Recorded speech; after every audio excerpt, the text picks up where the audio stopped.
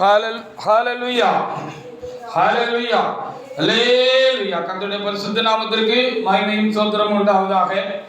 திரும்பவும் நாம் தேவனுடைய பர்வதமாகிய அவருடைய வீட்டிலே நாம் கடந்து வந்திருக்கிறோம். அவருடைய ஆலயமாகிய அவருடைய பரிசுத்த வீட்டிலே பரிசுத்த ஆலயத்திலே நாம் கடந்து வந்திருக்கிறோம். கடந்து வந்து அவருக்கு ஒரு பரிசுத்த ஆராதனை செய்யும்படியாக கிருபை பற்றி பாட்டு ஆராதனை செய்தோம். கர்த்தர் நம்முடைய பாடல் பகுதியை ஆசீர்வதித்து நம்மை அவருடைய பலத்தினால் நிரப்பி ஆசீர்வதித்து ஆட்கொண்ட நல்ல கிருபை எண்ணி நானும் ஆண்டவருக்கு அதிகமாக நான் ஸ்தோத்திரம் செலுத்துகிறேன்.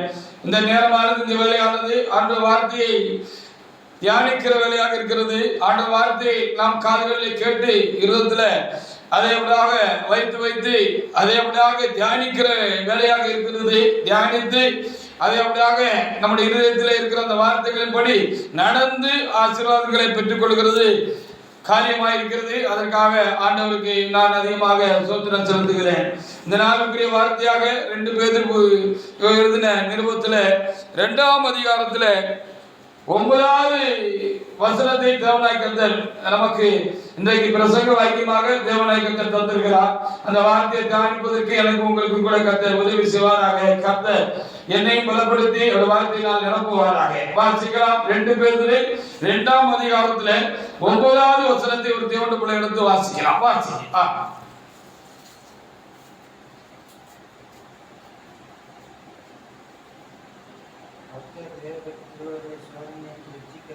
கர்த்தர் தேவபக்தி உள்ளவர்களை சோதனை நின்று ரட்சிக்கவும்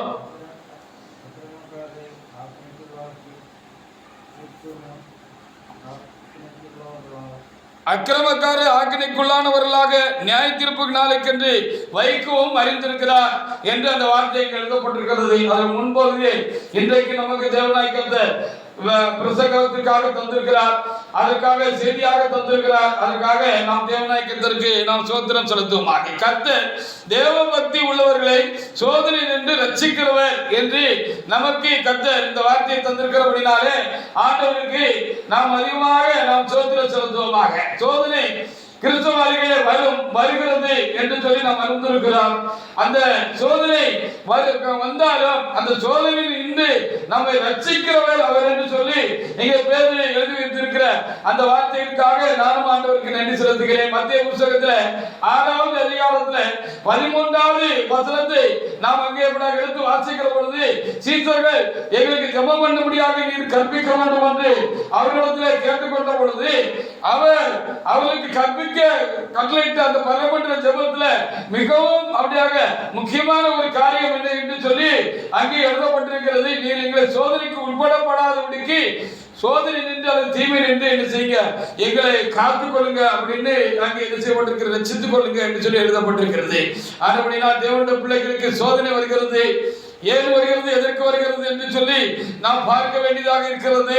அப்படி சோதனை வந்தாலும் அந்த சோதனையிலே நாம் உண்டாக விழுந்து விடாதபடிக்கு அந்த சோதனையிலிருந்து நம்மை ரட்சிப்பதற்கு அவர் போதுமானவராக இருக்கிறார் என்றும் அங்கே அப்படி ஒரு ஜெபத்தை அவர்களுக்கு கற்றுக் கொடுத்தார். அவர்களிடத்தில் சோதனை வருகிற பொழுது அவரை நோக்கி கூப்பிடும்படியாக அவர்களுக்கு கற்றுக் கொடுத்தார் என்று மத்தேயு புத்தகத்தில் வாசிக்கலாம். 6ஆம் அதிகாரத்தில் 13வது வசனத்தை ஒரு தேவனுடைய பிள்ளை எடுத்து வாசிக்கலாம். வாசிங்க.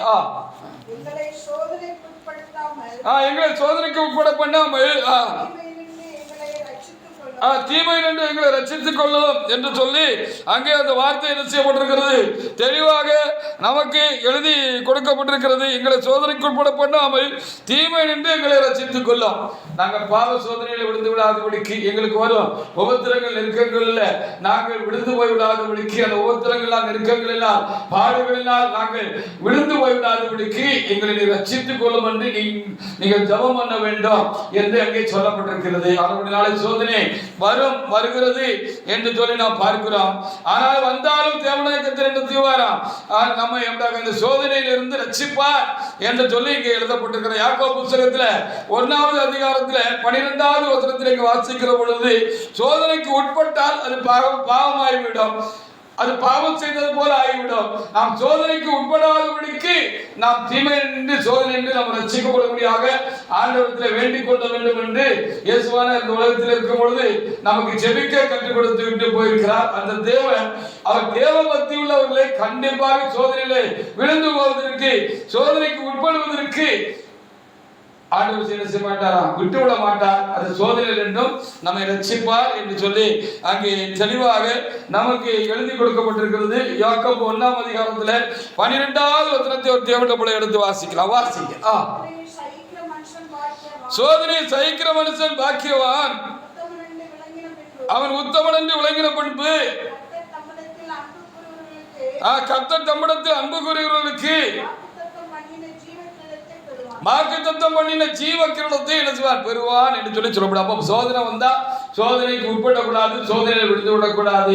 எப்படி ஆண்டவரே, நான் பலவீனமான மனிதனாக இருக்கிறேன், எனக்கு அந்த அளவுக்கு பலன் இல்லையே என்று நமக்குள்ளாக அப்படிப்பட்ட ஒரு சிந்தனை உணர்வு நமக்கு வரலாம். ஆனாலும் ஆண்டவர் என்ன சொல்லியிருக்கிறார் என்றால், அப்படி உனக்கு சோதனை வந்தால் நீ சோதனைக்கு உட்படாமல் இருப்பதற்கு என்னை நோக்கி நீ என்ன செய்யணும், ஜெபம் பண்ணணும். சோதனைக்கு உட்படாமல் என்னைக்கு அந்த தீமை நின்று சோதனை இருந்து ரட்சியும் ஆண்டவரே ஜெபிக்க வேண்டும். நான் தேவபக்தி உள்ளவர்களை நான் கண்டிப்பாக சோதனையில விழுந்து பாவம் ஆகிவிடாதபடிக்கு நான் அவர்களை காப்பேன், நான் ரட்சிக்கிறவர் என்று சொல்லி அங்கே ஆண்டவர் இன்றைக்கு நமக்கு ஆலோசனை தருகிறவர்களுக்காக நாம் தேவநாயகத்திற்கு நன்றி செலுத்துவோம். எதற்கு சோதனை வருகிறது என்று பார்க்கிற பொழுது, தேவபக்தி உள்ளவர்களுக்கு சோதனை ஏன் வருகிறது? நாம் தேவபக்தி உள்ளவர்களாகத்தானே இருக்கிறோம், தேவனிடத்தில் ஊக்கமாக அன்பு கூறுகிறவர்களாகத்தானே இருக்கிறோம், தேவனை பின்பற்றி போகிறவர்களாகத்தானே இருக்கிறோம். பின்ன எனக்கு எதற்கு சோதனை வருகிறது என்று சொன்னால், உங்களுடைய தேவ பக்தியை சோதிப்பதற்காகத்தான் உங்களுக்கு என்ன செய்கிறது, சோதனை வருகிறது. உங்களுடைய தேவ பக்தியை சோதிப்பதற்காக என்னது உங்களுக்கு சோதனை வருகிறது என்று சொல்லி நாம் அறிய வேண்டியதாக இருக்கிறது.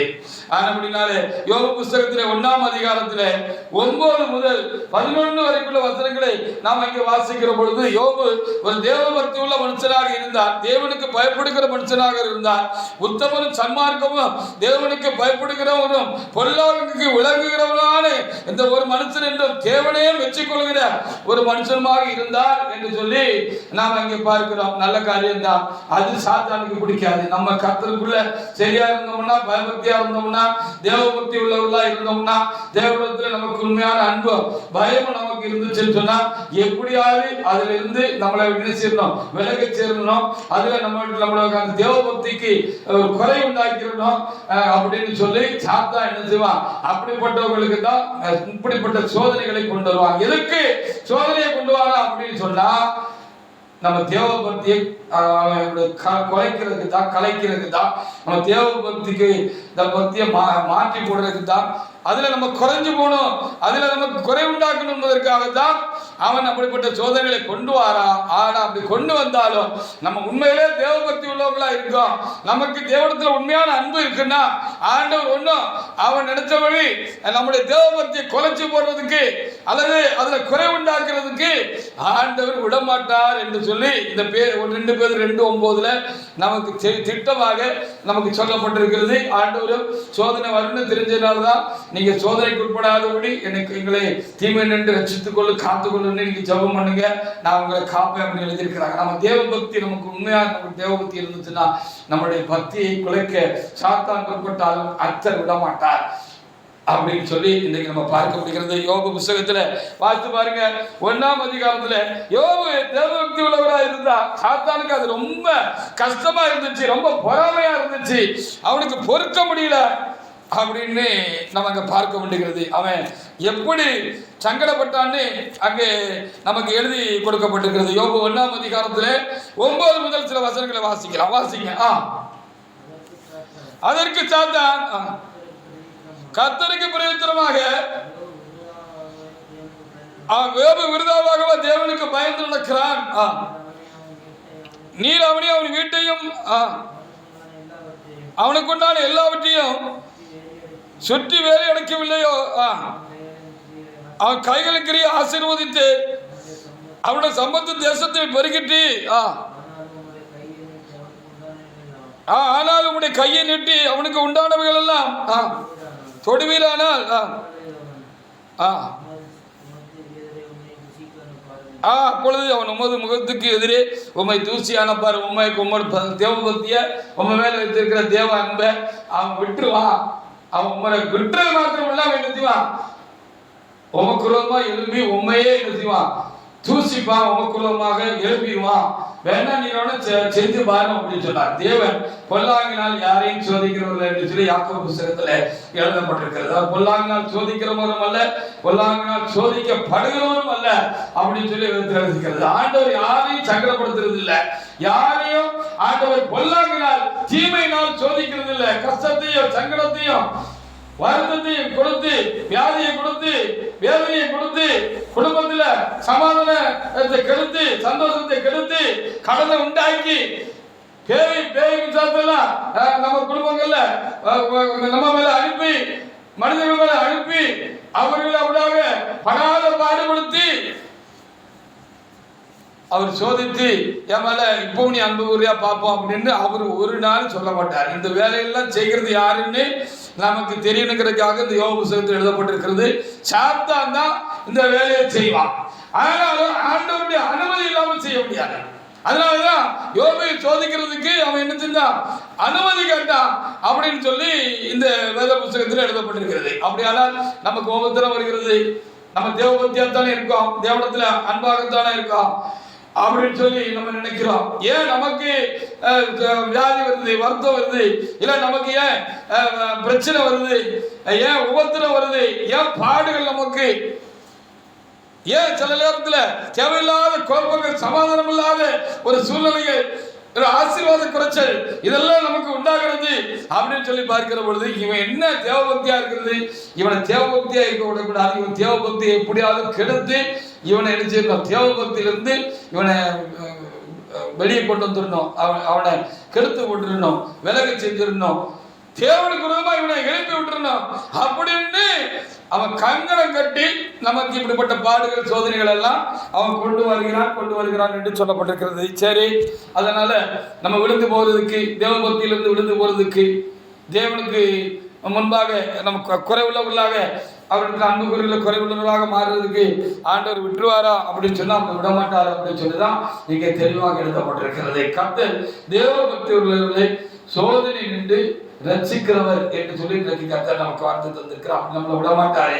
நம்ம உண்மையிலே தேவபக்தியா ஆட்டத்தில் இருக்கிறோம் அப்படின்னு அவருக்கு தெரியும். யார் உண்மையா தேவபக்தியா இருக்காங்க, இல்லை யார் தேவபக்தியோட தேசத்தை தரித்து கொண்டிருக்கிறார்கள் என்று சொல்லி ஆண்டவர் அறிந்திருக்கிறார். ஒவ்வொரு மனிதனுடைய நிலைமையும், அவனுடைய இதயத்தையும், அவனுடைய வாழ்க்கையும், அவனுடைய உண்மை தன்மையும், அவன் எந்த அளவுக்கு நம்மிடத்துல அன்பாக இருக்கிறான் என்பதை கர்த்தர் திட்டமாக என்ன செய்திருக்கிறார், அறிந்திருக்கிறார் என்று சொல்லி நாம் அறிகிறோம். அப்படினால யோபை போல நாமும் உண்மையாகவே கர்த்தரிடத்துல தேவபக்தியும் தேவனுக்கு பயப்படுகளாக இருக்கிறோம் என்றால் அதற்கு விரோதமாக சாத்தான் என்ன கொண்டு வந்தாலும் அதுல நம்ம அவன் தட்டி வீழ்த்த முடியாது. நம்மளோட தேவபக்தி மாறி போகாது, குறைஞ்சு போகாது. கர்த்தர் நமக்கு என்ன செய்வாரு, பலமா இருப்பாரு அப்படின்னு சொல்லி நம்ம இங்க என்ன செய்ய வேண்டியிருக்கிறது, பார்க்க வேண்டியதா இருக்கிறது. யோபு 2ஆம் அதிகாரத்துல 4-5 வசனங்களை கூட நீங்க வாசித்து பாருங்க. நெருக்கங்கள் வரலாம், ஓத்திரங்கள் ஓடலாம், பாடுகள், பலவீனங்கள் இவையெல்லாம் நமக்கு வரலாம். ஏன் வருது, ஆண்டவர் ஏன் அனுபவிக்கிறார் அப்படின்னு சொன்னா நம்முடைய தேவ பக்தியை இன்னும் உறுதிப்படுத்துவதற்காகவும், நாம் தேவ பக்தி உள்ளவர் என்பது இந்த சாத்தானுக்கும் தெரியட்டுங்கிறதுக்காகவும், இந்த உலகத்துக்கும் தெரியட்டுங்கிறதுக்காக தான் சில நேரத்தில் கர்த்தர் என்ன செய்கிறாரு, இப்படி அனுமதிக்கிறார் என்று சொல்லி நாம் அறிய வேண்டியதா இருக்கிறது. வாசித்து பார்க்கலாம். யோபு 2ஆம் அதிகாரத்துல 4-5 அடுத்தாலையும் அவன் என்ன சொன்னான்னு அங்க எழுதப்பட்டிருக்கிறது. உபத்திரம் ஏன் வருது, யார் உபத்திரத்தை கொண்டு வர்றா, சாத்தான் கர்த்தருக்கு பிரயோஜனமாக தோலுக்கு பதிலாக தோலையும், தன் ஜீவனுக்கு பதிலாக ஆமா எல்லாவற்றையும் கொடுத்து விடுவான். ஆனாலும் நீர் உம்முடைய கையை நீட்டி அவன் எலும்பையும் அவன் மாம்சத்தை தொடுவீரானால் ஆமா தூசிக்கானோ பாரு, தூசிக்கானோ பாரு, தூசிக்க மாட்டானோ பாருன்னு சொல்லி அவன் ஆண்டவர் என்ன சொன்னான், யோபு மேல இப்படி குற்றம் சாட்டிக்கிட்டே இருந்தான், குற்றம் சொல்லிக்கிட்டே இருந்தான். ஆண்டவர் என்ன செஞ்சாரா, சரி அவன் கையில இருக்கா, அவனோட ஜீவனுக்கு மாத்திரம் எந்த கேள்வி பார்த்து கொண்டு வந்தேன், என்ன நடந்துச்சு சொல்லி நம்ம அடிக்கடி தியானிச்ச வேத பகுதி தான். நாம் எல்லாவற்றையும் அறிந்திருக்கிறோம். அதற்காக நாம் ஆண்டவருக்கு நாம் ஸ்தோத்திரம் செலுத்துமாக. 7 முதல் 9 வரைக்கும் கூட நீங்க வாசிச்சு பாருங்க. அப்போ அதே மாதிரி ஒரு பெரிய வியாதி வந்துட்டு அவருக்கு ஒரு கொடிய வியாதியினால் அவர் தாக்கப்பட்டார். நோய் ஒரு வியாதி அவரை தாக்கிட்டு அப்படின்னு சொல்லி நம்ம வேதத்தில் அறிஞ்சிருக்கிறோம். உடம்பெல்லாம் பருக்கள் வந்து ஓட்டை எடுத்து சுரன்ற அளவுக்கு அது ஒரு பெரிய ஒரு காரியமா இருந்துச்சு. அந்த வேதனை தாங்க முடியாம மேலெல்லாம் சாம்பலை போட்டுக்கிட்டாரு, சோட்டுக்கிட்டு உட்கார்ந்து இருந்தாரு.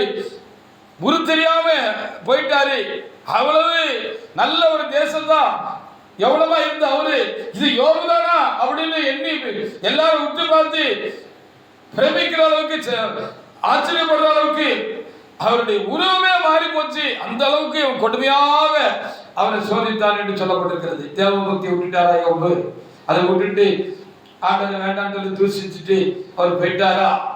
அவன் மனைவியை சொன்னாங்கன்னு சொல்லி அங்கே என்ன செய்யப்பட்டிருக்கிறது, எழுதப்பட்டிருக்கு. இன்னும் உத்தமமா புத்தரனா இருக்கிறா, உத்தமத்துல உறுதியா இருக்கிறாங்க, ஆண்டவர் மேல உமக்கு இன்னும் பயபக்தி இருக்காங்க, தேவபக்தி இருக்காங்க, ஆண்டவரை தூசித்து ஜீவனை விடும்னு அந்த அம்மா சொன்னதாக அங்கே இந்த வசனங்கள் எல்லாம் எழுதப்பட்டிருக்கிறது. வாசித்து பாருங்க, வாசிக்கலாம், வாசிக்க.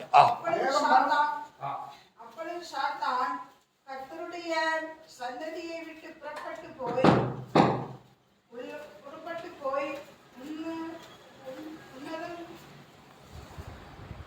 அப்பொழுது சாத்தான் கர்த்தருடைய சன்னதியை விட்டு புறப்பட்டு யோபின் உள்ளங்கால் தொடங்கி உச்சந்தலை மட்டும் கொடிய பற்களால் அவனை வாதித்தான். அவன் ஒரு ஓட்டை எடுத்து அந்த அளவுக்கு அவனுக்கு ரொம்ப அவருக்கு ஒரு மோசமான நிலைமை உண்டாயிட்டு.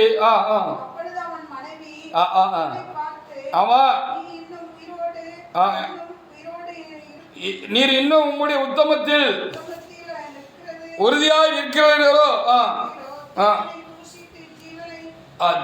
தேவனை தூசித்து ஜீவனை விடும் என்று சொன்னாலும் எனக்கு எழுதப்பட்டிருக்கிறது. இங்க என்ன வார்த்தை சொல்லியிருக்கு? கர்த்தர் தேவபக்தி உள்ளவர்களை சோதனையில் விழுந்து விடுவதற்கு, சோதனைக்கு உட்படுகிறதுக்கு விட்டுவிட மாட்டார், அவர் ரட்சிப்பார் சொல்லப்பட்டது. ரட்சிப்பார் என்று சொன்னால் சோதனை விழுந்து விடாதபடி காப்பாரு.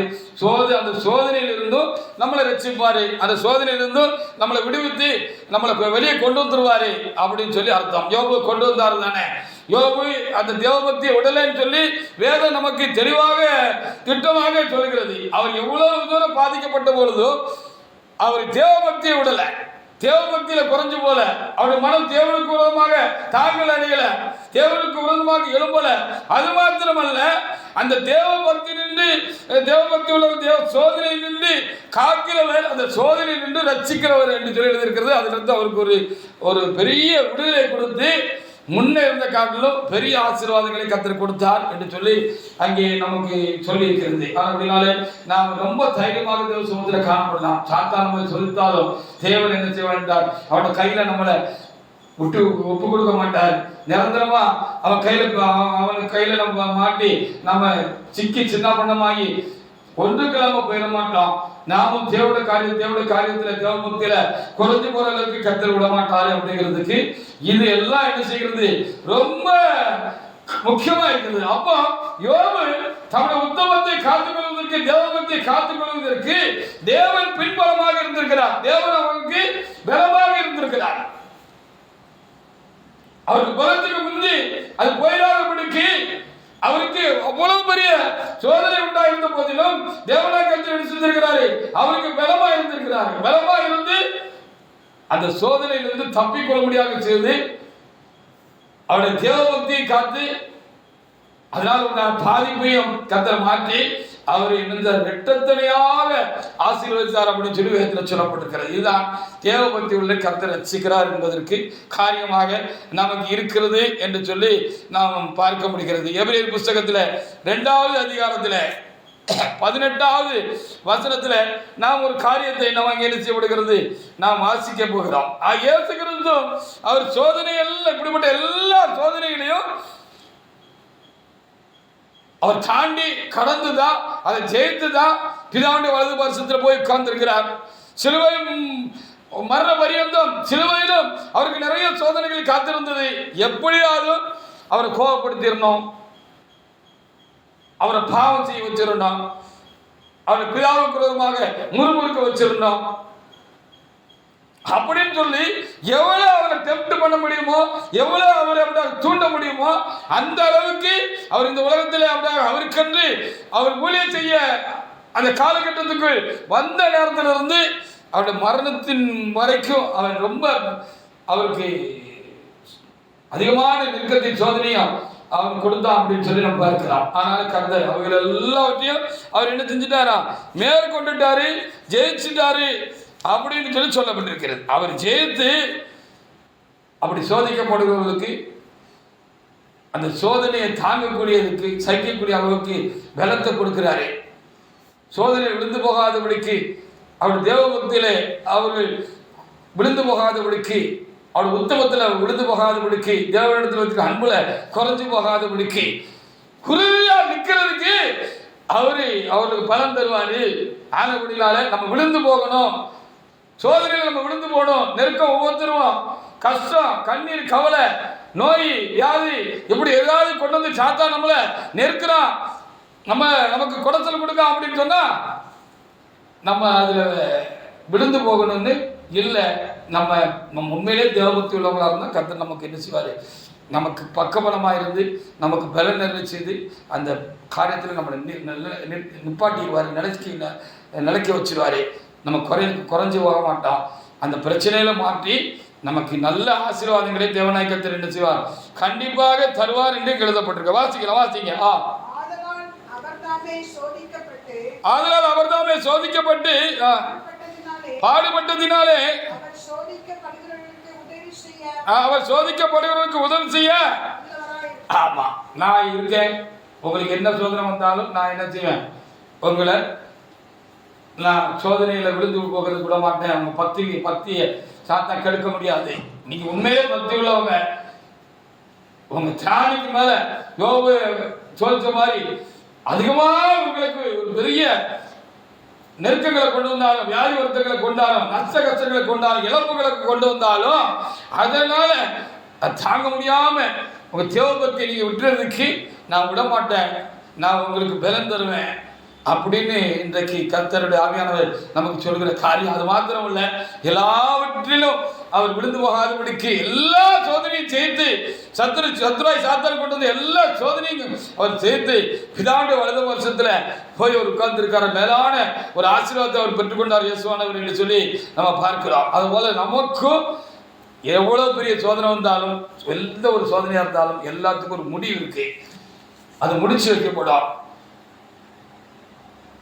அதுக்கப்புறம் ஒரு பெரிய ஆசீர்வாதமும் ஹல்லேலூயா நமக்கு காத்திருக்கு என்று சொல்லி இந்த வார்த்தைகள் எல்லாம் நமக்கு போதிக்கிறது. யோவான் 16ஆம் அதிகாரத்துல 33ல இதைத்தான் அங்கே அப்படியாக ஆண்டவர் தம் சீசர்களுக்கு சொன்னார் என்று சொல்லி நம்ம இங்கே பார்க்க முடிகிறது. நான் பயப்படாதீங்க, தைரியமா இருங்க, நான் உங்க கூட இருக்கிறேன். என்ன பிரச்சனைனாலும் நீங்க ஒன்றும் தயங்க பயப்பட வேண்டாம். ஐயோ விழுந்து போயிடுவோமோ, தேவனுக்கு விரோதமா பாவம் செஞ்சிருவோமோ, நம்முடைய விசுவாசத்தை விட்டுருவோமா, நம்முடைய தேவபக்தியை விட்டுருவோமா, தேவ மேல அன்பு அப்படி நமக்கு காணாம போயிருமோ, இல்லாம போயிருமோ, தேவ சமூகத்தில் இருப்போமோ, இருக்க மாட்டோமோ, முடியுமோ முடியாதோ அப்படின்னு நீங்க பயப்படுறதுக்கு ஒண்ணு இல்லை. பயப்படாதீங்க. ஏன்னா நான் என்ன செஞ்சிருக்கிறேன், இந்த உலகத்தையும் இந்த உலகத்தில் உள்ள இருக்கிற சாத்தானையும் நான் ஜெயிச்சிருக்கிறேன். எல்லா சோதனையும் ஜெயித்திருக்கிறேன். ஆனபடினால நான் உங்க கூட இருக்கிறதுனால உங்களை தாங்கிக்கிடுவேன். அவங்களுடைய சூழ்நிலைகளில் நீங்க விழுந்து போகாதபடி உங்களுக்கு பலம் தந்து அந்த சோதனையை சகிக்கிறதுக்கும் அதை ஜெயிக்கிறதுக்கும் நான் உங்களுக்கு வேண்டிய பலனை கிருபையை தருவேன். நான் கூட இருந்து உங்களை நான் சோதனை என்று ரட்சிப்பேன். உங்களை யோபை போல நான் என்ன செய்வேன், அதிகமாக முன்ன காட்டிலும் இனிமேதான் நான் அதிகமாக அந்த சோதனைக்கு பிற்பாடு தான் உங்களை அதிகமாக நான் என்ன செய்ய போறேன், ஆசீர்வதிக்க போகிறேன். ஹல்லேலூயா அப்படின்னு ஆண்டவர் நமக்கு சொல்றாரு இன்றைக்கு. அதற்காக நாம் தேவனை நாம் சோத்தரிப்போமாக. யோபு 16:33 ஒரு தேவனுடைய பிள்ளை எடுத்து வாசிக்கலாம். வாசிங்க. என்னிடத்தில் உங்களுக்கு சமாதானம் உண்டாயிருக்கும் பொருட்டு இதெல்லாம் உங்களுக்கு சொல்றேன். நீங்க தைரியமா இருங்க, பயப்படாதீங்க. என்ன நெருக்கம் வந்தாலும், சோதனை வந்தாலும், உபத்திரம் வந்தாலும், நஷ்டம் வந்தாலும் கஷ்டம் வந்தாலும் இல்ல உங்களுக்கு பலவீனமே வந்தாலும் நோய் வந்தாலும் என்ன வந்தாலும் ஐயோ இப்படி ரொம்ப கஷ்டமா இருக்கு அப்படின்னு நீங்க நினைச்சு நம்ம எனக்கு என் காரியத்தில் நீங்க குறைஞ்சு விரும்பமோ அப்படின்னு நீங்க நினைக்க வேண்டாம். அதுக்கு தான் தாத்தா சோதனை கொண்டு வந்திருக்கேன். ஆனாலும் அது நான் உங்களை அப்படி ஒன்றும் விட்டுற மாட்டேன் அப்படின்னு ஆண்டவர் சொல்றாரு. வாசிங்க. உண்டு அப்படிதான் சொன்னாங்க. அவன் திடன் கொள்ளுங்க, உலகத்துல உங்களுக்கு உபத்திரம் உண்டு, எனக்கு உண்டுன்னா உங்களுக்கு உண்டு. தேவபக்தி உள்ளவர்களை தான் சாத்தான் அதிகமாக சோதிப்பான். யோபை போல ஒரு உத்தமமான ஒரு மனிதனை பார்க்க முடியாது என்று நாம் வேத புஸ்தகத்தில் காண்கிறோம். அப்படிப்பட்ட மனிதருக்கே ஒரு பெரிய சோதனைலாம் வந்துச்சு. ஆனாலும் முடிவு அது ஆசீர்வாதம் ஆயிற்று. சோதனையில் அவர் விழல, சோதனையிலிருந்து கர்த்தர் என்ன செஞ்சாரு, அவரை காத்துக்கிட்டாரு. இந்த சோதனைக்கு பிற்பாடு அவர் இழந்த பொழுதெல்லாம் அவர் அதிகமாக கொடுத்தார். பெரிய ஆசீர்வாதங்களை அவர் சோதனைக்கு கொண்டார். தீர்க்காயத்தோடு கூட என்ன செய்தார், அவர் இருந்து கர்த்தருடைய நாமத்தை மகிமைப்படுத்தினார் என்று சொல்லி பார்க்கப்படுகிறது. வலிக்கா யோபு கர்த்தரமோ நமக்கு வலிச்சிட போது அப்படின்னு சொல்லி நம்ம நினைச்சுக்கிடணும் அப்படிங்கிறதுக்காக அந்த சரித்திரம், யோபின் சரித்திரம் அதில் நமக்கு என்ன செய்யப்பட்டிருக்கிறது, எழுதி கொடுக்கப்பட்டிருக்கு. யோபின் சரித்திரம் என்று சொல்லப்பட்டிருக்கிறது. அவருடைய வாழ்க்கை, யோபுடைய வாழ்க்கை நமக்கு எழுதி கொடுக்கப்பட்டிருக்கிறது.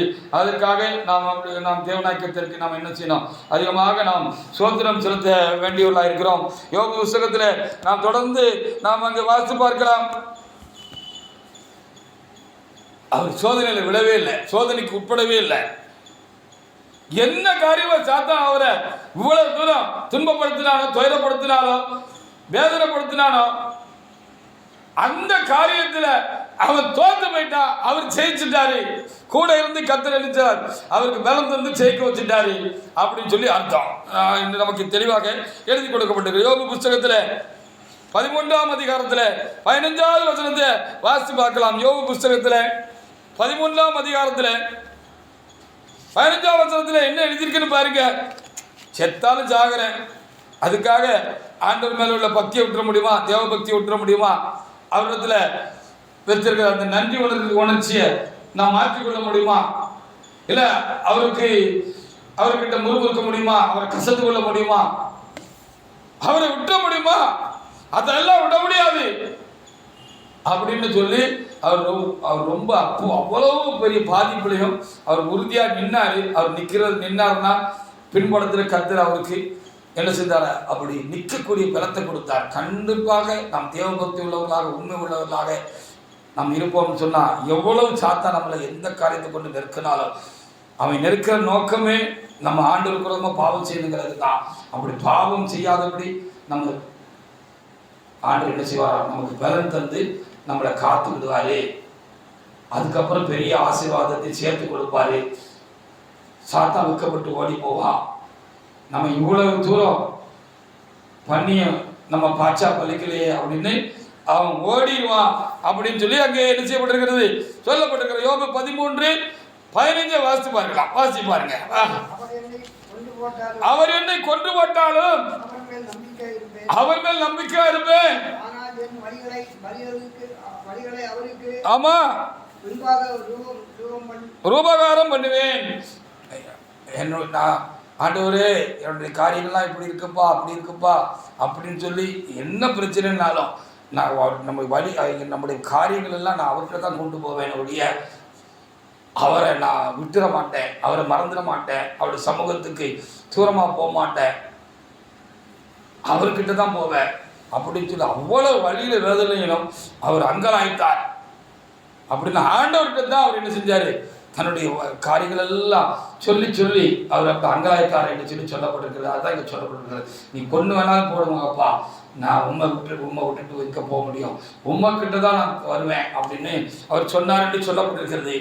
இப்படி நாம் தேவபக்தியாக இருப்போம் என்று சொன்னால், தேவபக்தியில் உறுதியாக இருக்க முடியாக நாம் அப்படியாக பிரயாசப்படுவோம் என்று சொன்னால், இருக்கணும்னு சொல்லி நம்ம பிரயாசப்பட்டா ஆண்டவர் என்ன செய்ய மாட்டாரு, நம்மளை ஒன்றும் சாத்தான் கையில் ஒப்பு கொடுத்து நம்ம அடிமட்டமாக போகிறதுக்கு, தரமட்டமாக போகிறதுக்கு, நம்மளோட பக்தி காணாமல் போகிறதுக்கு ஆண்டவர் ஒன்றும் அப்படி ஒன்றும் விட மாட்டார். நமக்கு எவ்வளோ பலம் இருக்குன்னு அவருக்கு தெரியும். அதுக்கு மேலே சாத்தான் சொல்லிச்சான்னா நமக்கு அவரே பலமாக வந்து இருப்பார். அவரும் அதிகமாக சோதிக்கப்பட்டார். என்று சொல்லி நாம் என்ன செய்ய வேண்டியிருக்கிறது, பார்க்க வேண்டியிருக்கிறது. அதுக்காக நாம் ஆண்டவருக்கு அதிகமாக நாம் ஸ்தோத்திரம் செலுத்தி வராங்க. ஆமா, அப்போ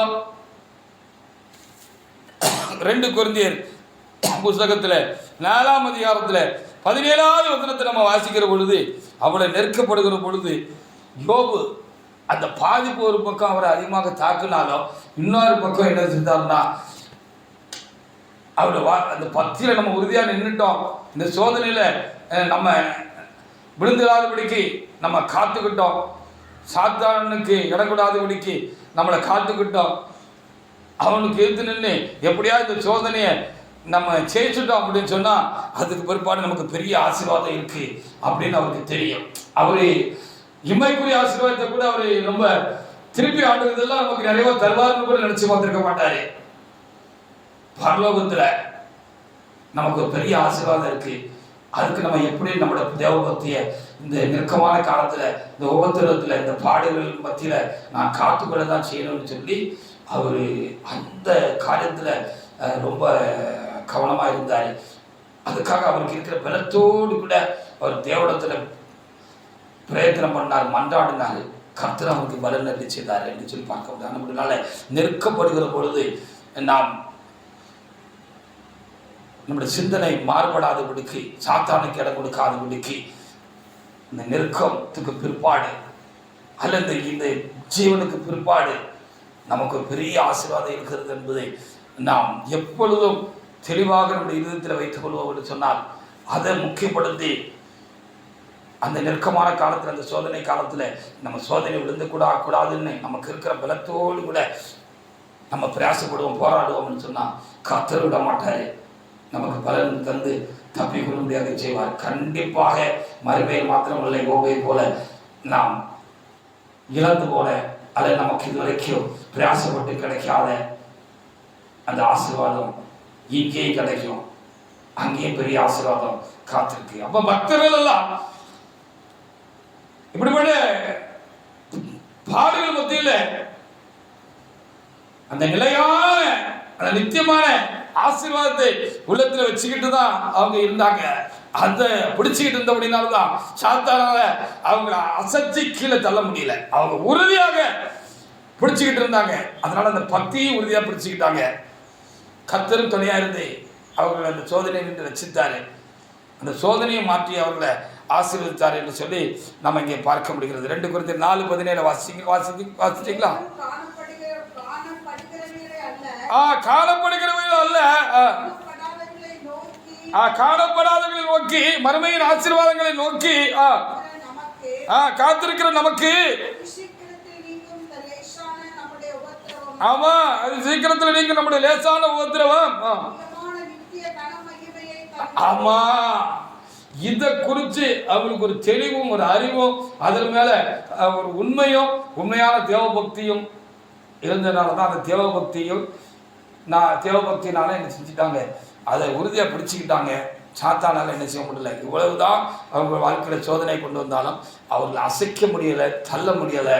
அவங்க பக்தியில் உறுதியாக இருந்தாங்க.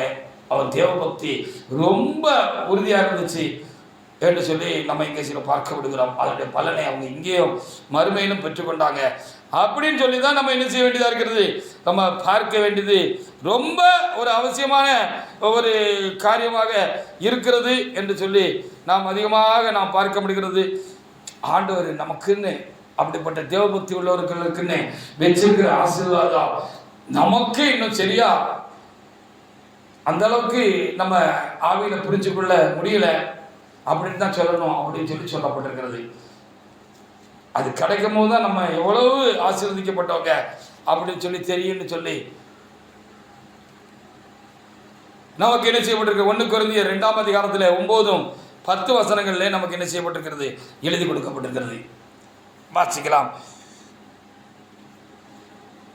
1 கொரிந்தியர் 2:9-10 எழுதியிருக்கிறபடி, தேவன் நம்மில் அன்புகிறவர்களுக்கு ஆயத்தம் பண்ணினவர்களை கண் காணவும் இல்லை, காது கேட்கவும் இல்லை, அவைகள் மனுஷனுடைய இருதயத்தில் தோன்றவும் இல்லை. அதை குறித்து நமக்கு ஒன்று சரியான ஒரு அறிவு நமக்கு உண்டாகலை. எந்த அளவுக்கு நாம் ஆசீர்வதிக்க போகிறோம், நம்முடைய வாழ்க்கையில் எந்த அளவுக்கு ஒரு நிறைவை நாம் பெற்றுக்கொள்ள போகிறோம், அது நான் என்கிறது நமக்கு இன்னும் சரியா வெளிப்படலை, புலப்படலை, புரிஞ்சுக்க முடியல. முடியல. அதை காட்டு இந்த மறுமையின் ஆசீர்வாதம் எவ்வளவு பெருசுன்னு நம்மளால என்ன செய்ய முடியல, சரியா கிரகிச்சிக்க கொள்ள முடியல. நம்ம என்னென்ன குறைந்த அறிவுள்ளவங்களாக தான் நம்ம இருக்கிறோம் அப்படின்னு சொல்லி எங்கே என்ன செய்யப்பட்டு எழுதப்பட்டிருக்குது. அது கீழே வாக்குறது அதை தேவன் வெளிப்படுத்தினா நம்ம என்ன செஞ்சுக்கலாமா தெரிஞ்சுக்கொள்ளலாம்னு எழுதப்பட்டிருக்கிறது. அதற்காக நாம் ஆண்டவருக்கு அதிகமாக நாம் சோத்திரம் செலுத்துவோம். ஆனப்படி நான் தேவன் பிள்ளைகளை நெருக்கங்கள், பாடுகள், பிரச்சனைகள், கவலைகள், கண்ணீர்கள், போராட்டங்கள், வியாதிகள், வருத்தங்கள், நமக்கு பலவிதமான குறைவுகள், இல்லை தாழ்ச்சிகள், இல்லை நஷ்டங்கள், கஷ்டங்கள், அதிகமான மனவேதனைகள், பாதிப்புகள் வருகிறது என்று சொன்னால் சாத்தான் தான் கொண்டு வரான். ஏன் கொண்டு வரான்னா நம்மளோட உத்தமத்திலிருந்து நம்மளை வழிவிலக சேரணும், நம்மளை கெடுத்து போடணும், நம்மளோட தேவபக்தியை கெடுத்து போடணும், தேவ அன்புல அன்பை எப்படியாவது கெடுத்து ஆண்டவருக்கு விதமாக நம்மளை பாவம் செய்ய வச்சிருக்கிறதுக்கு தான் கொண்டு வரான் என்று சொல்லி பார்க்க முடிகிறது. ஆனபடினால் நாம் அப்படிப்பட்ட சூழ்நிலைகளில் கர்த்தர் நமக்கு பலனாக இருப்பார் என்று இன்றைக்கு கர்த்தர் நமக்கு வார்த்தைகளை அருளுகிறவைக்காக நாம் ஆண்டவருக்கு நாம் நன்றி செலுத்துவோமாக. ரெண்டாவது என்ன காரியம் சொல்லி பார்த்தோம்னா, இப்படிலாம் நம்மளை செஞ்சு தேவபக்தி குலங்களை அசைக்க முடியாதுன்னு சொல்லி பார்க்கிறோம். இப்படி தேவபக்தியாக இருந்தவங்களையும் சில காரியங்களை கொண்டு வந்து, பாவ சோதனைகளை கொண்டு வந்து நம்மளை விளத்தல்ல பாப்பா. அப்பவும் கர்த்தர் நமக்கு என்ன செய்வாரு, பலமா இருப்பாரு. பாவ சோதனை வருது, பாவத்தில் விழுந்துட்டேன்னு சொல்றதுக்கு ஒண்ணும் இல்லை. அப்படிப்பட்ட பாவ சோதனைகள் எந்த காலத்துல எந்த வயசுல எப்போ வந்தாலும் நான் கர்த்தரிடத்துல தேவபக்தியா இருப்போம்னு சொன்னா நாம் எப்பொழுதும் நாம் அப்படியாக இடத்துல நான் சோதனைக்கு உட்படாதபடி என்னை தீமையிலிருந்து காத்துக்கொள்ளும், ரட்சித்துக் கொள்ளும், பாதுகாத்துக் கொள்ளும் நம்ம செபித்து நம்ம அவருக்கு அவரோட கூட நாம் சேர்ந்திருப்போம்னா அவரோட கூட ஒரு இந்த காரியங்களில் நம்ம ஒத்துழைப்பு கொடுப்போம்னு சொன்னால் கண்டிப்பாக நம்ம என்ன செய்ய முடியும். அப்படிப்பட்ட சோதனையில் நான் விழணும்னு அவசியம் உள்ளங்கிறது தான் இன்றைக்கு பிரசங்கத்தினுடைய முக்கியமான நமக்கு நாம் அறிந்து கொள்ள வேண்டிய காரியமாக இருக்குது. பாவம் வந்துச்சு, பாவத்தில் விழுந்துட்டேன் அது என்ன சொல்கிறதுக்கு ஒன்றுமே கிடையாது அப்படின்னு சொல்லி நம்ம என்ன செய்யணும், பார்க்கணும். அவ்வளோ பெரிய பரிசுத்தமான இருந்த தாவீதை குறித்து 1 ராஜாக்கள் புஸ்தகத்தில் 15:5 நம்ம வாசிக்கிற பொழுது ஒரு விஷயத்தில் அவர் தப்பு பண்ணிட்டாரு, பாவம் செஞ்சுட்டாரு, பாவ சோதனைக்கு உட்பட்டுட்டாரு அப்படின்னு சொல்லி எழுதப்பட்டிருக்கிறது. அவர் பக்தியை அசைக்க முடியவில்லை. பாவ சோதனை வந்த பொழுது இந்த பாவ சோதனைக்கு உட்பட்டுட்டாரு, பாவ சோதனையில் விழுந்துட்டாரு எழுதப்பட்டிருக்கிறது. விழணும்னு கண்டிப்பே இல்லை. நான் கர்த்தரோடு கூட தேவபக்தியாக இருந்து இப்படிப்பட்ட பாவங்களுக்கு விலக்கி என்னை காத்துக்கொள்ளும், பாவ சோதனைக்கு உட்படாமல் என்னை காத்துக்கொள்ள ஜெபித்து நான் கர்த்தரோடு கூட சேர்ந்து பயணித்து மிகுந்த ஜாக்கிரதையாக தேவனுக்கு பயந்து நடப்போம் என்று சொன்னால் அப்படிப்பட்ட காரியங்கள், அப்படிப்பட்ட சோதனை வந்தாலும் நம்ம விழுந்து நம்முடைய பரிசுத்த வாழ்க்கையை கரப்படுத்திக் கொள்ளாதபடி கர்த்தர் என்ன செய்வார், கண்டிப்பாக காத்துக்கொள்வார். பாவத்தில் விழணும்னு கண்டிப்பு இல்லை. வாசிக்கலாம் 2 ராஜாக்கள் புஸ்தகத்தில் 15:5 ஒரு தேவனபடி எடுத்து வாசிக்கலாம். 2 ராஜாக்கள் புஸ்தகத்தில் 15:5 ஒரு தேவனபடி எடுத்து வாசிக்கலாம். வாசிக்கலாம். தாவீது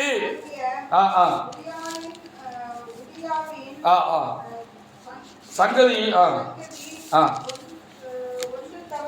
ஒன்று தவிர கர்த்தர் தனக்கு கட்டளையிட்ட உயிரோடு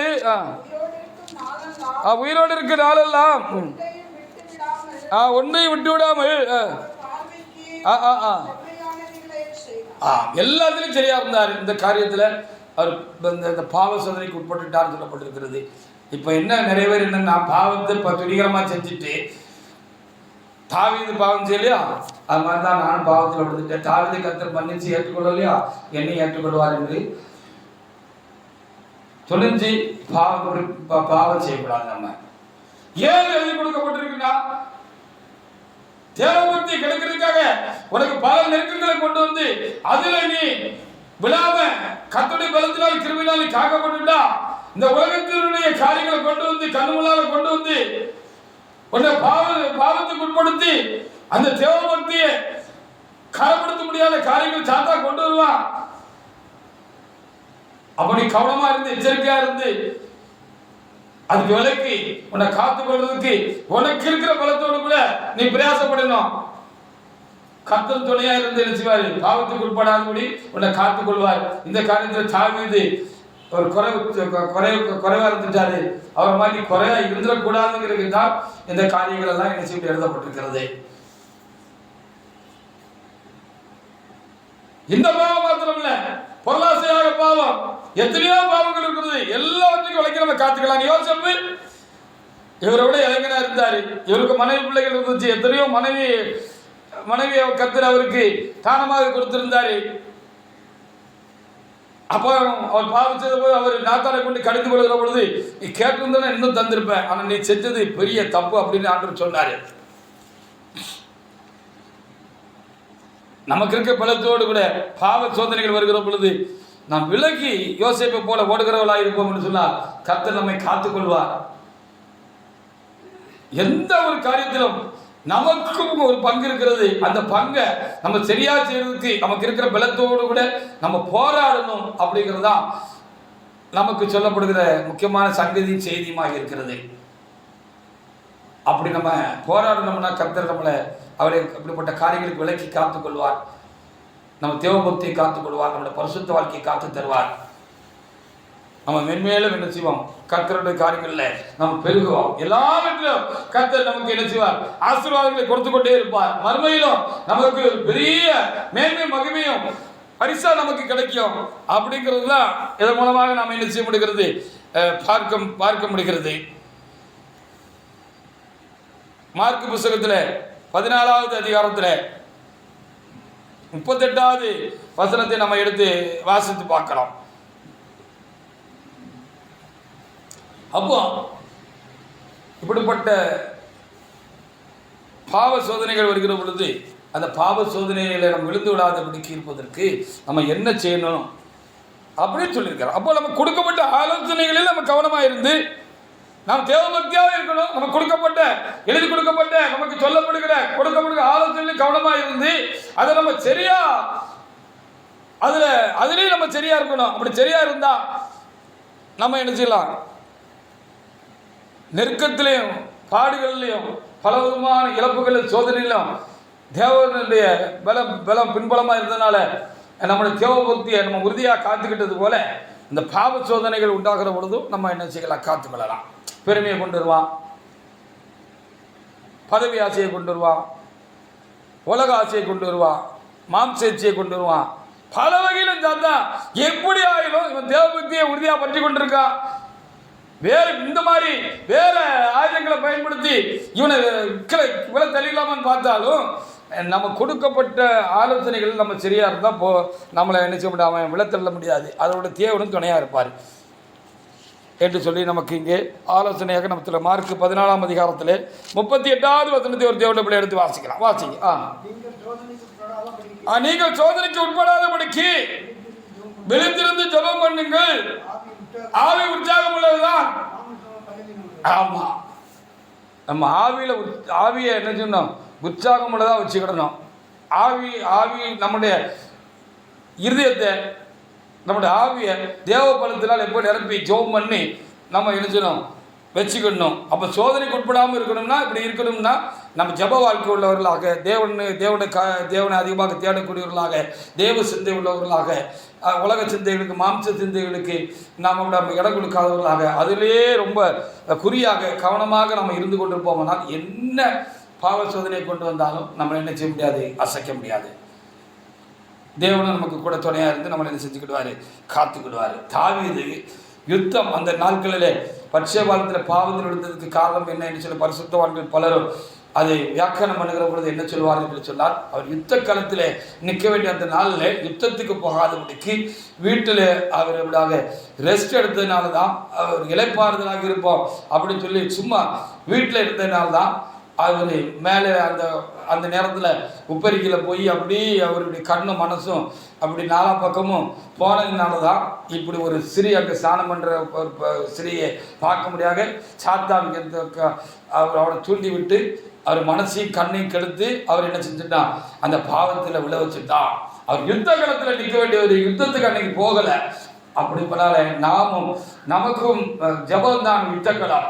சாத்தானோடு எதிர்த்து நிற்பதற்கு நமக்கு யுத்தகலம் எதுன்னு சொன்னால் ஜபக்கலம் தான் யுத்தகலம். அந்த ஜபக்கலத்தில் நம்ம எப்போவும் ரொம்ப கரெக்டாக தெளிவாக நம்ம இருப்போம் அப்படின்னு சொன்னால் சாத்தான் எவ்வளவுதான் அவன் எவ்வளவு பெரிய ஆயுதங்களை கொண்டு வந்து நம்ம கூட போராடினாலும் நம்மளை என்ன செய்ய முடியாது, தள்ள முடியாது.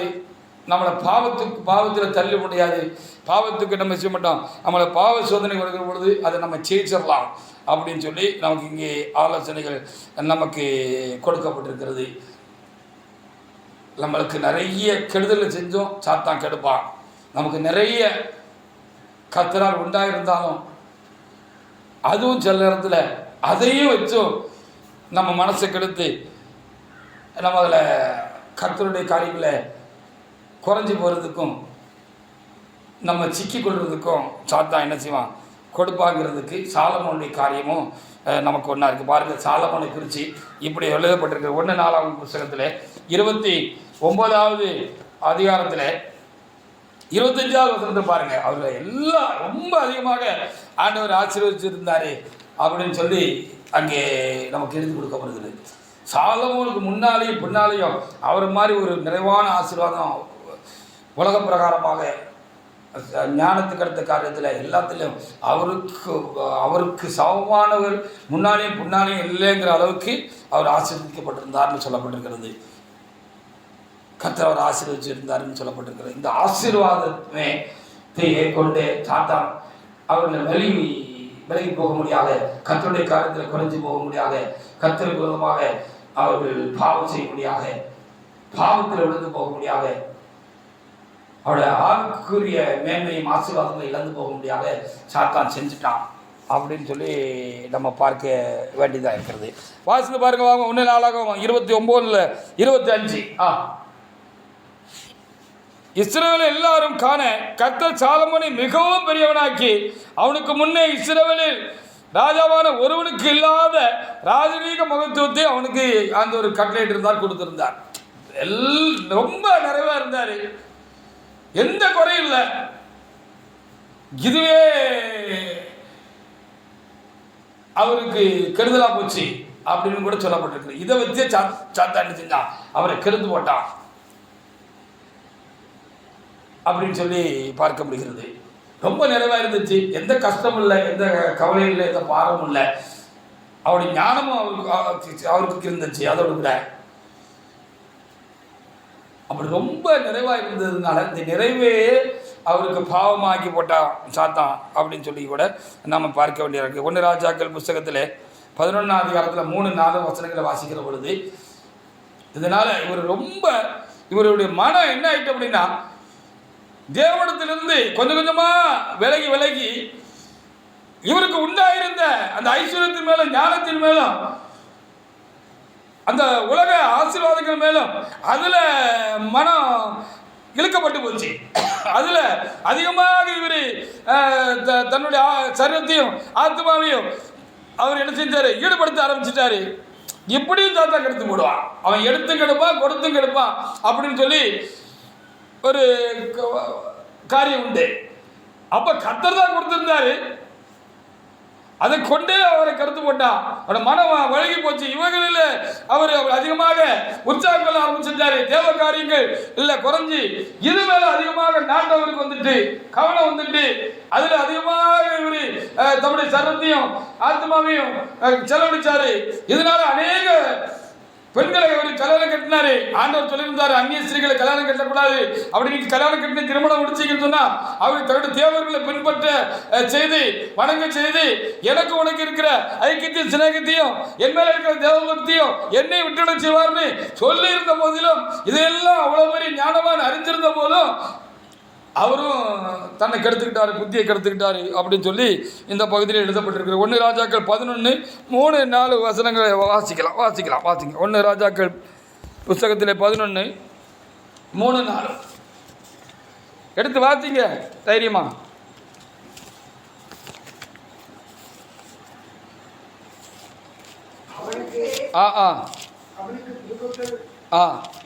அவருக்கு பிரபுக்கள் குலமான 700 மனையாட்டிகளும் 300 மறுமனையாட்டிகளும் இருந்தார்கள். அவனுடைய ஸ்திரீகள் அவன் இருதயத்தை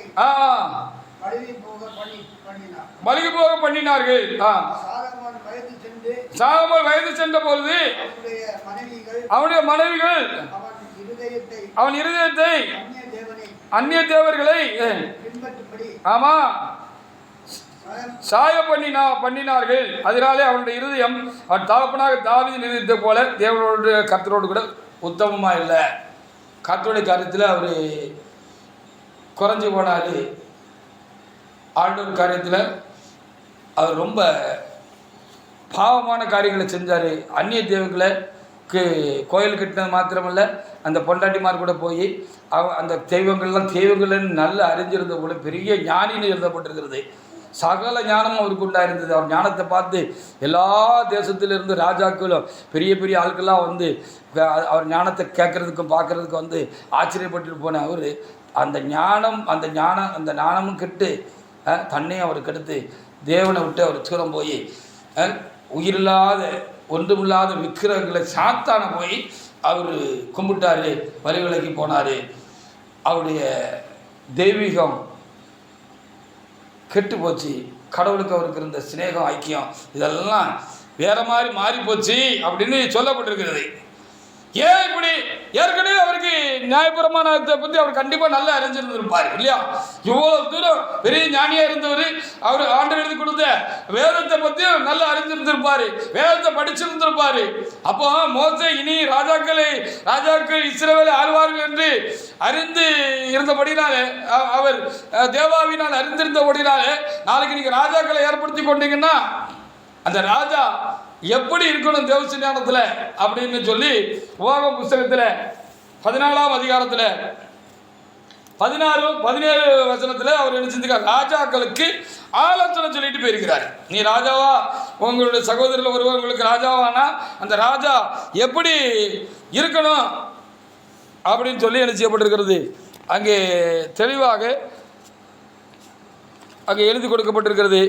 அதை கூட அவர் படிச்சிருந்தாலும் அவர் தன்னுடைய என்ன செஞ்சுட்டார், மூளையை என்ன செஞ்சுட்டார், கடன் கொடுத்துட்டாரு அப்படின்னு சொல்லி தான் நம்ம என்ன செய்ய வேண்டியது இருக்கிறது, நம்ம பார்க்க வேண்டியதாக இருக்கிறது. நம்ம அப்படி என்ன செய்யக்கூடாது, நம்ம காணப்படக்கூடாது என்பதற்காக கர்த்தர் அப்படிப்பட்ட காரியங்களை நமக்கு எழுதி வச்சிருக்கிறார்.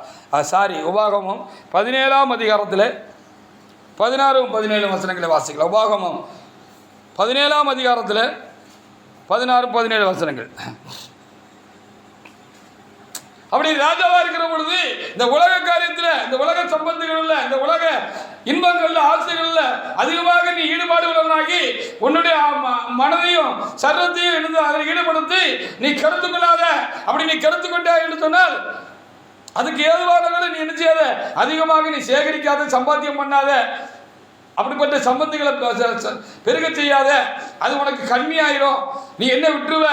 அதனால உன்னுடைய நீ ஆசீர்வாதம்னா அது உனக்கு கெடுதலாக போயிடும். ஆசீர்வாதத்தெல்லாம் நீ கெடுத்துக்கொள்வ.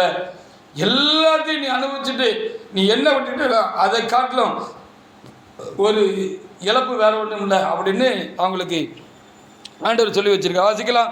உபாகமம் 16ஆம் அதிகாரத்தில் 17ஆம் அதிகாரத்தில் 16 வாசிக்கலாம். 16 உபாகமம் 16 வாசிக்கலாம். முதல்ல அதுக்கு முந்தின வசனம்.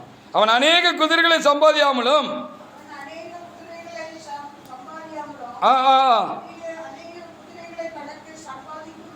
ஆமா அநேக குதிரைகளை தனக்கு சம்பாதிக்கும்படிக்கு ஜனங்களை திரும்ப எகிப்துக்கு போக பண்ணாமல் இருக்க கடவன். இனி அந்த வழியாய் நீங்கள் திரும்பி போக வேண்டாம் என்று கர்த்தர் உங்களுக்கு சொல்லியிருக்கிறாரே அங்கே எழுதி வச்சிருக்கிறார் மோசே. இவர் என்ன செஞ்சார்? மெல்லிய புடவைகளை வாங்க, அதை வாங்க, மயில் வாங்க, குரங்கு வாங்க, நிறைய குதிரைகளை வாங்க, ரதங்களை நிறைய வாங்க. இதெல்லாம் வாங்கிறதுக்காக பொண்ணு வாங்க நிறைய தங்கத்தை அவர் சேகரித்தார். அப்படி இப்படின்னு மாகாணங்கள் அதிபதிகளை கொண்டு சேகரித்தார். நிறைய அதுக்கு ரொம்ப பொண்ணு வெள்ளியும் கல் போல கற்களை போல அவர் குவிச்சு சேர்த்தாரு. அப்படி இப்படியெல்லாம் சொல்லப்பட்டிருக்கு. இதோடு கூட அவர் என்ன செஞ்சுட்டாரு? நம்ம ஏற்கனவே வாசித்தபடி நிறைய பெண்களையும் அவர் என்ன செய்தார், அந்த அப்படிப்பட்ட காரியத்திலையும் இந்த பெண் சம்யோகத்திலையும் அவர் என்ன செய்தார், தன்னை ஈடுபடுத்தி கொண்டார் அப்படின்னு சொல்லி எழுதப்பட்ட கடத்த வசனத்தை வாசிக்க 17. ஆமாம், அவன் இருதயம் பின்வாங்கி போகாதபடி அநேக ஸ்திரீகளை தனக்கென்று அவன் படைக்க வேண்டாம். வெள்ளியும் பொன்னும் ஆமாம், இந்த 2 காரியத்திலையும் ஆண்டவர் இப்படி நியாயப்பிரமாணத்தை எழுதி கொடுத்திருந்தாலும் இவர் என்ன செஞ்சார், இதில் அதிகமாக தன்னுடைய மனதை ஈடுபடுத்தினார்.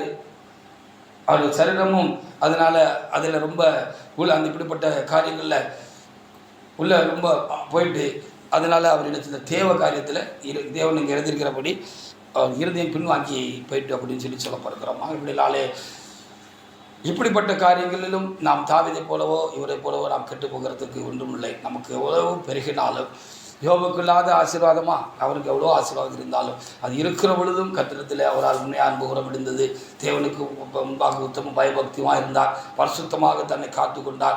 எந்த வகையிலும் பாவத்தை கொண்டு வந்தோ இல்லை நெருக்கங்களை கொண்டு வந்தோ பல விதமான சோதனைகளை கொண்டு வந்தோ இழப்புகளினாலோ நோய் நொடிகளை கொண்டு வந்தோ எந்த ஒரு காரியத்தை கொண்டு வந்தோ சாத்தான் அவரை சோதித்த போதிலும் அவனை விடத்தள்ள முடியவில்லை. அந்த அளவுக்கு அவர்கள் ரொம்பவும் கர்த்தருடைய காரியத்தில் மிகவும் அவர் வைராக்கியமாக இருந்தார்கள், உறுதியாக இருந்தார்கள். வெள்ளத்துக்கு மிஞ்சி போகிற பொழுது தேவனை நோக்கி கதறி கூப்பிட்டார்கள், தேவனும் அவர்களை விடவில்லை என்று சொல்லி இப்படி நிறைய காரியங்களை நம்ம என்ன செய்யப்படுகிறது, நாம் இங்கே பார்க்கப்படுகிறது. சங்கீத புத்தகத்தில் 62:10 வாசிக்கிற பொழுது ஐஸ்வர்யம் பெருகினால் அது மேலே மனதை வைக்காதே அப்படின்னு சொல்லப்பட்டிருக்கிறது. நமக்கு நிறைவான ஆசீர்வாதம் நமக்கு கர்த்தர் கொடுத்திருந்தார்னா நம்ம மனசு இந்த சாலமோன மாதிரி என்ன செய்யக்கூடாது, அதில் போய் சிக்கிக்கொள்ளக்கூடாது, அதை பார்த்து நம்ம பெருமை கொள்ளக்கூடாது.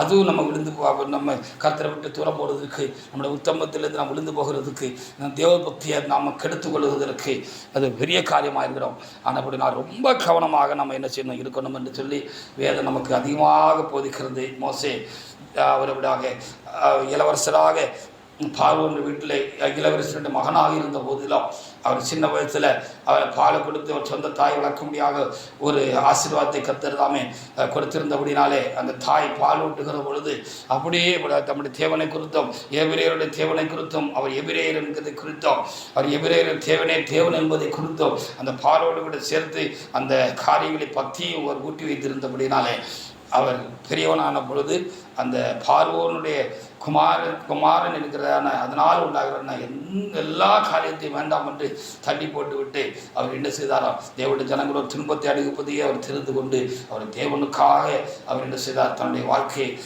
கொடுத்தார் என்று சொல்லி பார்க்கிறோம். ஆனால் அவர் பழைய ஏற்பாட்டில் மாத்திரமல்ல புதிய ஏற்பாட்டிலும் கர்த்தராகிய இயேசு கிறிஸ்து மகிமையடைந்த பொழுது மருவமான பொழுது எலியாவோடு அவரும் என்ன செய்தார், அங்கே தோன்றி தேவனோடு கூட சம்பாஷிக்கிறவராக இருந்தார். அப்படியானால் அவர் பரலோகத்தில் ஒரு மகிமையான ஒரு இடத்துல ஆசனத்தில் அவர் என்ன செய்கிறார் இருக்கிறார் என்று சொல்லலாம் நாம் பார்க்கிறோம். அப்படினாலே நமக்கு ஓத்திரம் வந்தாலும் நாம் தேவ பக்தியை உறுதியாய் பற்றி கொள்ள வேண்டும். அப்படி ஓத்திரம் வந்தாலும் ஓத்திரமாக இந்த சோதனை வந்தாலும் தேவனாய் கர்த்தர் அந்த சோதனை நின்று நம்மை ரட்சிக்கிறதுக்கு அவர் வல்லவர்.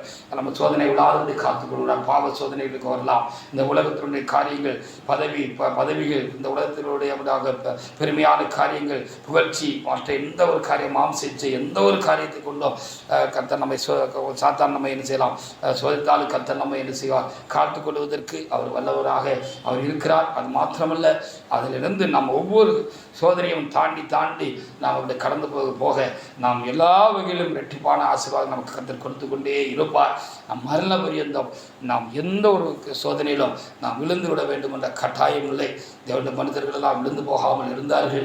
சில தேவனுடைய மனிதர்கள் விழுந்து போயிருக்கிறார்கள் என்றால் நாம் அதை போல் விழுந்து போகாதபடிக்கு நாம் எச்சரிக்கையாக இருந்து தேவன் நமக்கு சொன்ன ஆலோசனைகளில் கருத்தாக இருந்து நம்ம என்ன செய்யணும், அதையும் கை கொண்டு நம்ம தேவபக்தியை நம்ம உறுதியாக பற்றி கொண்டோம்னால் அதற்கு எவ்வளவு பெரிய சோதனை வந்தாலும், புயல் போன்ற சோதனை வந்தாலும், வெள்ளம் போல சோதனை வந்தாலும் தேவனாய் கர்த்தர் அந்த சோதனைகளெல்லாம் நம்மை மேற்கொண்டு விடாதபடி நம்மை விழத்தள்ளி விடாதபடிக்கு தேவனாய் கர்த்தர் நம்ம தேவபக்தியை உறுதியாக காத்துக்கொள்வதற்கு கர்த்தர் நமக்கு உதவி செய்து இந்த சோதனையெல்லாம் மேற்கொள்வதற்கு உதவி செய்து ஜெயிக்க செய்து நம்முடைய தேவபக்தியை காத்துக்கொண்டு என்ன செய்வார், அதனால் உண்டான ஆசீர்வாதத்தை இங்கேயும் அப்படியாக மறு உலகத்திலும் நம்ம பெற்றுக்கொள்வதற்கு செய்ய அவர் வல்லமுள்ளவராக இருக்கிறார். ஆனபடினாலே அவர் சோதனை என்று தேவபக்தி உள்ள சோதனை என்று ரட்சிக்கிறவர் என்று நாம் அறிந்திருக்கிறபடினாலே நாம் மிகுந்த தைரியமாக நாம் தேவசமத்தில் காணப்படுவோம்.